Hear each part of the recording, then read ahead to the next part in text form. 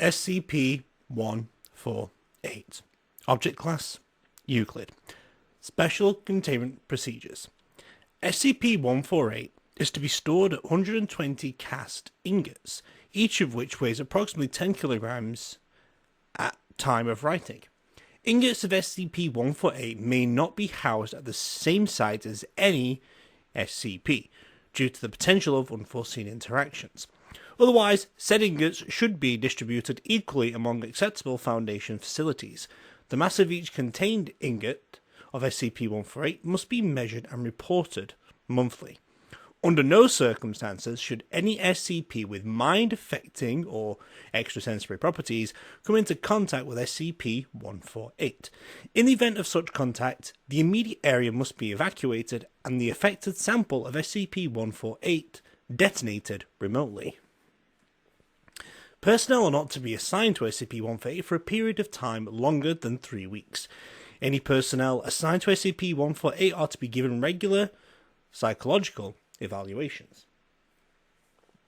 Description: SCP-148 is a metallic substance composed of a variety of known and unknown elements. The total mass of SCP-148 on hand is approximately 1.2 tons. SCP-148 has a grey-green colour with a bluish tinge and oxidizes readily in the presence of water. SCP-148 has a melting transition point of approximately 4,500 degrees Celsius and a boiling transition point of approximately 9,000 degrees Celsius. SCP-148 has a density of 6.76 grams per cubic meter and qualifies as HRC-39 in a Rockwell hardness test. It exhibits material properties such as strength, ductility, and workability similar to platinum.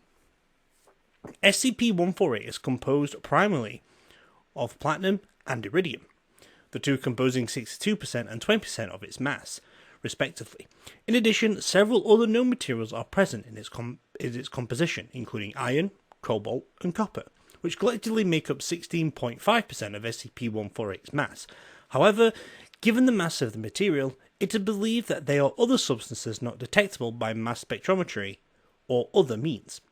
Images of SCP-148 taken with a scanning tunneling microscope show gaps in its lattice that, under normal circumstances, would be filled with other materials. SCP-148 blocks or otherwise hinders extrasensory mind-affecting properties of living organisms in proximity to it. This effect, while difficult to quantify, appears inversely proportional to the square of the distance from the subject to SCP-148's surface and directly proportional to the quantity of SCP-148 in consideration. The range of which this effect is detectable is roughly 0.8 meters per kilogram of SCP-148. 1.1 tons of SCP-148 were retrieved from the Metallurgical Department of Prometheus Lab's base facility during the Foundation's sweep of the building. Documents concerned with the project had unveiled that the substance was to be subject to additional development, which was sold and trademarked, and sold, known as a Telekill alloy. However, due to a political fallout, along with a destruction of the Prometheus Lab's base facility has acquired an estimate of 1.3 tons of SCP-148 and sold it to unknown buyers. Foundation agents and forensic accountants are in the process of tracking the remaining supplies of SCP-148. Addendum 148-01. Due to its potential for use in containment of mind-affecting SCPs, SCP-148 has been approved for cross-testing with SCP objects. While tests are still in their early stages, tests with low-level anomalous items seem to indicate that SCP-148 will be an effective tool in containing said items. However, it does not appear to affect items whose notable properties are purely mimetic. Addendum 148-02. Beginning in the early years, Staff reported irrational behaviour and poor communication skills among janitorial staff tasked with regular maintenance of SCP-148's containment. After 3 weeks of increasingly abnormal behaviour, 2 custodians were taken in for questioning and examination.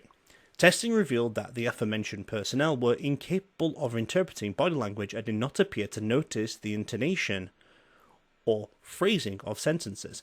In addition, the affected subjects were incapable of determining the emotional state or intent of others and demonstrated severely limited vocabulary. Further testing has revealed that the language and communication skills of persons with regular contact or extended exposure to SCP-148 will, over time, deteriorate and disappear. It has been shown that after 8 weeks, affected subjects will be rendered completely mute and incapable of understanding or giving non-verbal requests, commands, or other statements, despite showing otherwise normal mental capacity. Addendum 14803. A measurement taken a few months after the acquisition of SCP-148 indicated that, despite no increase in volume, SCP-148 has increased in mass by 0.1 tons. The source of this additional mass is unknown. Incident Report 148003-1. To test the limits of SCP-148's effects and its capability to change in mass, 0.9 kilograms of it was placed on a scale and moved to another SCP's chamber.